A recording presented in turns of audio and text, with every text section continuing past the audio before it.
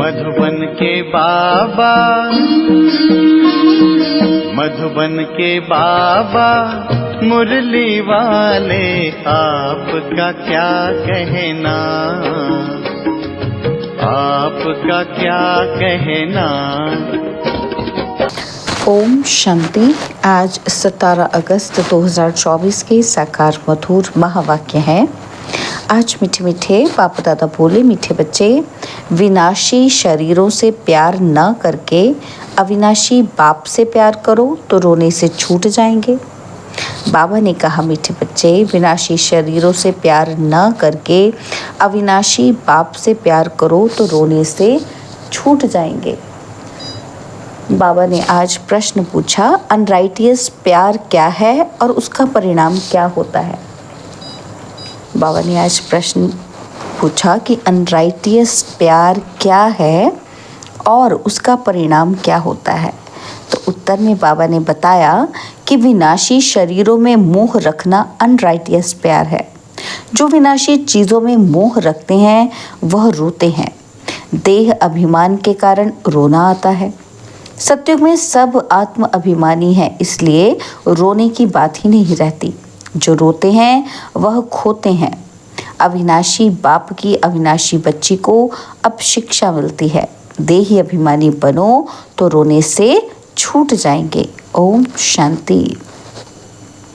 यह तो बच्चे ही जानते हैं कि आत्मा अविनाशी है और बाप भी अविनाशी है, तो प्यार किसको करना चाहिए? किसको करना चाहिए? अविनाशी आत्मा को। अविनाशी को ही प्यार करना है, विनाशी शरीर को थोड़े प्यार करना चाहिए। सारी दुनिया विनाशी है, हर एक चीज़ विनाशी है। यह शरीर विनाशी है और आत्मा अविनाशी है। आत्मा का प्यार अविनाशी होता है। आत्मा कभी मरती नहीं, उसको कहा जाता है राइटियस। बाप कहते हैं तुम अनराइटियस बन गए हो। वास्तव में अविनाशी का अविनाशी के साथ प्यार होना चाहिए और तुम्हारा प्यार विनाशी शरीर के साथ हो गया है, इसलिए रोना पड़ता है। अविनाशी के साथ प्यार नहीं, विनाशी के साथ प्यार होने से रोना पड़ता है। अभी तुम अपने को अविनाशी आत्मा समझते हो तो रोने की बात नहीं, क्योंकि आत्म अभिमानी है। तो बाप अब तुम बच्चों को आत्म अभिमानी बनाते हैं। देह अभिमानी होने से रोना होता है। विनाशी शरीर पिछाड़ी रोते हैं। समझते भी हैं कि आत्मा मरती नहीं। बाप कहते हैं अपने को आत्मा समझो। तुम अविनाशी बाप के बच्चे अविनाशी आत्मा हो, तुमको रोने की दरकार नहीं। आत्मा एक शरीर छोड़ जाए दूसरा पार्ट बजाती है, ये तो खेल है। तुम शरीर में ममत्व क्यों रखते हो? देह सहित देह के सब संबंधों से बुद्धि योग तोड़ो। अपने को अविनाशी आत्मा समझो। आत्मा कभी मरती नहीं। गायन भी है, जो रोया सुख होया। आत्म अभिमानी बनने से ही लायक बन जाएंगे। तो बाप आकर देह अभिमानी से आत्म अभिमानी बनाते हैं। कहते हैं तुम कैसे भूले हुए हो? जन्म जन्मांतर तुमको रोना पड़ा है, अब फिर से तुमको आत्म अभिमानी बनने की शिक्षा मिलती है। फिर तुम कभी रोएंगे ही नहीं। यह है रोने वाली दुनिया और वह है हंसने की दुनिया। ये दुख की दुनिया और वो सुख की दुनिया। बाप बहुत अच्छी रीति से शिक्षा देते हैं। अविनाशी बाप की अविनाशी बच्चों को शिक्षा मिलती है। वह देह अभिमानी है तो देह को ही देख शिक्षा देते हैं। तो देह की याद आने से रोते हैं। देखते भी हैं शरीर खत्म हो गया, फिर उनको याद करने से क्या फ़ायदा?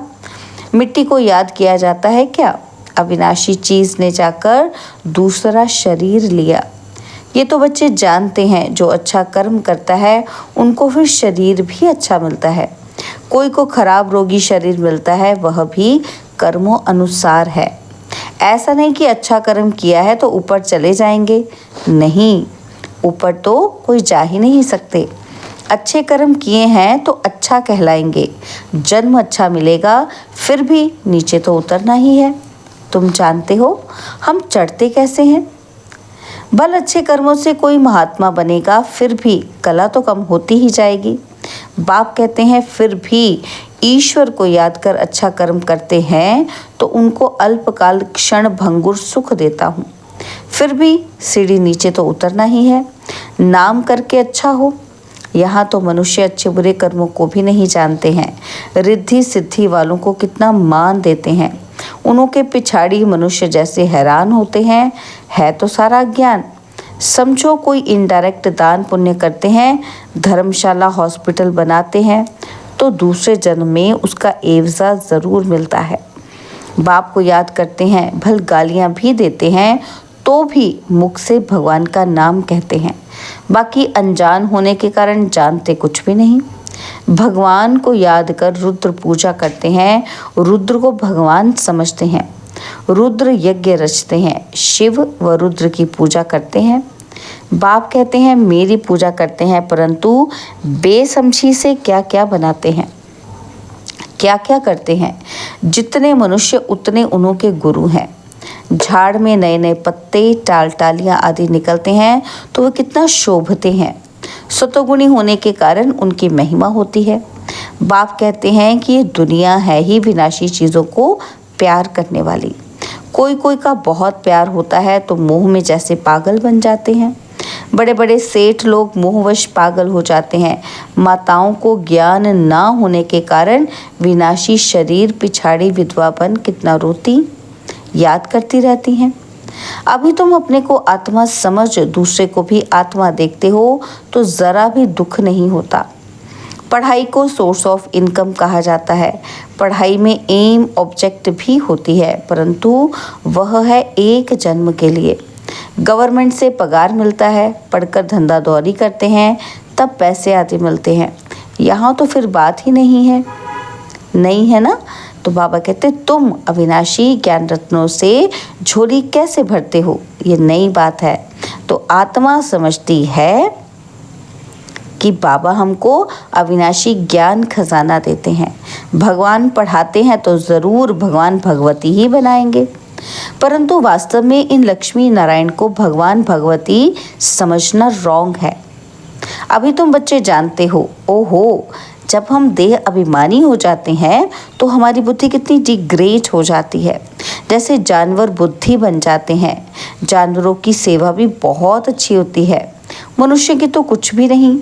रेस के घोड़ों आदि की कितनी संभाल होती है, और यहाँ के मनुष्यों की देखो क्या हालत है। कुत्ते को कितना प्यार से संभालते हैं, चाटते रहते हैं, साथ में सुलाते भी हैं। देखो दुनिया का क्या हाल हो गया है। और वहाँ सत्युग में ये धंधा होता ही नहीं। तो बाप कहते हैं बच्चों, तुमको माया रावण ने अनराइटियस बना दिया है। अनराइटियस राज्य है ना। मनुष्य अनराइटियस तो सारी दुनिया भी अनराइटियस हो जाती है। राइटियस और अनराइटियस दुनिया में देखो फर्क कितना है। कलयुग की हालत देखो क्या है। और मैं स्वर्ग स्थापन कर रहा हूँ तो माया भी अपना स्वर्ग दिखाती है, टेम्पटेशन देती है। आर्टिफिशियल धन कितना है। समझते हैं हम यहाँ ही स्वर्ग में बैठे हैं। स्वर्ग में थोड़े इतने ऊंचे 100 मंजिल के मकान आदि होते हैं। कैसे कैसे मकान सजाते हैं। वहाँ तो डबल स्टोरी के भी मकान नहीं होते। मनुष्य ही बहुत थोड़े होते हैं। इतनी ज़मीन तुम क्या करेंगे। और यहाँ ज़मीन के पिछाड़ी कितना लड़ते झगड़ते हैं, और वहाँ सारी ज़मीन तुम्हारी रहती है। कितना रात दिन का फर्क है। वह लौकिक बाप और यह पारलौकिक बाप है। पारलौकिक बाप बच्चों को क्या नहीं देते हैं। आधा कल्प तुम भक्ति करते हो, बाप साफ कहते हैं इनसे मुक्ति नहीं मिलती है, अर्थात मेरे से नहीं मिलते। तुम मुक्ति धाम में मेरे से मिलते हो, और मैं भी मुक्ति धाम में रहता हूँ। तुम भी मुक्ति धाम में रहते हो, और फिर वहाँ से तुम स्वर्ग में जाते हो। वहाँ स्वर्ग में मैं नहीं होता। यह भी ड्रामा है। फिर हूबहू ऐसे रिपीट होगा, फिर ये ज्ञान भूल जाएगा, प्राय लोप हो जाएगा। जब तक संगम युग नहीं आया है तब तक गीता का ज्ञान हो कैसे सकता। बाकी जो भी शास्त्र आदि हैं वह है भक्ति मार्ग के शास्त्र। अब तुम नॉलेज सुन रहे हो। मैं बीज रूप ज्ञान का सागर हूँ। तुमको कुछ भी करने नहीं देता, पाँव भी पड़ने नहीं देता। पाँव किसके पड़ेंगे? शिव बाबा के तो पाँव है ही नहीं। ये तो ब्रह्मा के पाँव पड़ना हो जाएगा। मैं तो तुम्हारा गुलाम हूँ। उनको कहते हैं निराकारी निरहंकारी। सो भी जब वह एक्ट में आए तब तो निरहंकारी कहा जाए। बाप तुमको अथाह ज्ञान देते हैं। यह है अविनाशी ज्ञान रत्नों का दान। फिर जो जितना लेवे, अविनाशी ज्ञान रत्न लेकर फिर औरों को दान करते जाओ। इन रत्नों के लिए ही कहा जाता है कि एक एक रत्न लाखों का है। कदम कदम पर पद्म देने वाला तो एक ही बाप है। सर्विस पर बड़ा अटेंशन चाहिए। तुम्हारा कदम है याद की यात्रा का। उनसे तुम अमर बन जाते हो। वहाँ मरने आदि का फिक्र होता ही नहीं। एक शरीर छोड़ दूसरा लिया। मोहजीत राजा की कथा भी सुनी होगी। यह तो बाप बैठ समझाते हैं। अब बाप तुमको ऐसा बनाते हैं। अभी की ही तो बातें हैं। रक्षाबंधन का पर्व भी मनाते हैं। ये कब की निशानी है? कब भगवान ने कहा कि पवित्र बनो? ये मनुष्य को क्या पता कि नई दुनिया कब और पुरानी दुनिया कब होती है? ये भी किसी को पता ही नहीं। इतना कहते हैं कि अभी कलयुग है, सतयुग था, अभी नहीं है। पुनर्जन्म को भी मानते हैं। 84 लाख कह देते हैं तो ज़रूर पुनर्जन्म हुआ ना। तो निराकार बाप को सब याद करते हैं। वह है सब आत्माओं का बाप। वही आकर समझाते हैं। देहधारी बापू तो बहुत हैं। जानवर भी अपने बच्चों के बापू हैं। उनके लिए तो ऐसा नहीं कहेंगे कि जानवरों का बाप। सत्य में कोई कुछ किचड़ पट्टी होती ही नहीं। जैसा मनुष्य वैसा फर्नीचर होता है। वहाँ पंछी आदि भी फर्स्ट क्लास खूबसूरत होते हैं। सब अच्छी अच्छी चीज़ें होंगी। वहाँ फल कितना स्वीट बड़े होते हैं। और फिर वह सब कहाँ चला जाता है? स्वीट से निकल कड़वाहट आ जाती है। थर्ड क्लास बनते हैं तो चीज़ें भी थर्ड क्लास बन जाती हैं। सतयुग है फर्स्ट क्लास तो सब चीज़ें फर्स्ट क्लास मिलती हैं। कलयुग में है थर्ड क्लास। सब चीज़ें सतो रजो तमो से पास होती हैं। यहाँ तो कोई मज़ा ही नहीं है। आत्मा भी तमो प्रधान तो शरीर भी तमो प्रधान है। अभी तुम बच्चों को ज्ञान है कहाँ वह और कहाँ यह। रात दिन का फर्क है। बाप तुमको कितना ऊंच बनाते हैं। जितना याद करेंगे हेल्थ वेल्थ दोनों मिल जाएंगे। बाकी क्या चाहिए? दोनों चीज़ों से एक नहीं होगी तो हैप्पीनेस नहीं होगी। समझो हेल्थ है वेल्थ नहीं तो क्या काम के। गाते भी हैं, पैसा है तो लाड़काना घूम कर आओ। बच्चे समझते हैं भारत सोने की चिड़िया था। अभी सोना कहाँ? सोना चांदी तांबा गया। अभी तो कागज़ ही कागज़ है। कागज़ पानी में बह जाए तो पैसे कहाँ से मिले? सोना तो बहुत भारी होता है। वह वहाँ ही पड़ा रहता है। आग भी सोने को जला ना सके। तो यहाँ सब दुख की बातें हैं और वहाँ ये सब बातें होती ही नहीं। यहाँ इस समय अपार दुख है। बाप आते ही तब हैं जब अपार दुख है। कल फिर अपार सुख होगा। बाबा तो कल्प कल्प आकर पढ़ाते हैं। ये कोई नई बात थोड़ी है। खुशी में रहना चाहिए। खुशी ही खुशी ये अंत की बात है। अति इंद्रिय सुख गोप गोपियों से पूछो। पिछाड़ी में तुम बहुत अच्छी रीति समझ जाते हो। रियल शांति किसे कहा जाता है ये बाप ही बतलाते हैं। तुम बाप से शांति का वर्षा लेते हो। उनको सब याद करते हैं। बाप शांति का सागर है। बाप समझाते हैं मेरे पास आ कौन सकते हैं। फलाना फलाना धर्म फलाने फलाने समय पर आते हैं। स्वर्ग में तो आ ना सके। अभी साधु संत ढेर निकल पड़े हैं तो उनकी महिमा होती है। पवित्र हैं तो उनकी महिमा ज़रूर होनी चाहिए। अभी नए उतरे हैं। पुरानों की तो इतनी महिमा हो न सके। वह तो सुख भोग तमो प्रधान में चले गए हैं। कितने ढेर गुरु किस्म किस्म के निकलते जाते हैं। इस बेहद के झाड़ को कोई जानते नहीं है। बाप समझाते हैं कि भक्ति की सामग्री इतनी है जितना झाड़ फैला है। ज्ञान बीज कितना थोड़ा है। भक्ति को आधा कल्प लगता है। यह ज्ञान तो सिर्फ इस एक अंतिम जन्म के लिए है। ज्ञान को प्राप्त कर तुम आधा कल्प के लिए मालिक बन जाते हो। भक्ति बंद हो जाती है, दिन हो जाता है। अभी तुम सदा काल के लिए हर्षित बनते हो। इसको कहा जाता है ईश्वर की अविनाशी लॉटरी। उसके लिए पुरुषार्थ करना पड़ता है। ईश्वरी लॉटरी और आसुरी लॉटरी में कितना फर्क होता है। अच्छा, मीठे मीठे सिकिलदे बच्चों प्रति माता पिता बाप दादा का याद प्यार और गुड मॉर्निंग। रूहानी बाप की रूहानी बच्चों को नमस्ते। और हम रूहानी बच्चों की रूहानी बाप दादाजी को दिलवा जान सिकवा प्रेम से नमस्ते। ओम शांति। प्यारे बाबा, मीठे बाबा, मेरे बाबा, शुक्रिया बाबा, शुक्रिया बाबा, शुक्रिया। धारणा के लिए मुख्य सार है, पहला पॉइंट है तुम्हारी याद के हर कदमों में पद्म है। इससे ही अमर पद प्राप्त करना है। अविनाशी ज्ञान रत्न जो बाप से मिलते हैं उनका दान करना है। और दूसरा पॉइंट है आत्म अभिमानी बन अपार खुशी का अनुभव करना है। शरीरों से मोह निकाल सदा हर्षित रहना है, मोह जीत बनना है। बाबा ने आज वरदान दिया, हर घड़ी को अंतिम घड़ी समझ सदा रूहानी मौज में रहने वाली विशेष आत्मा भव।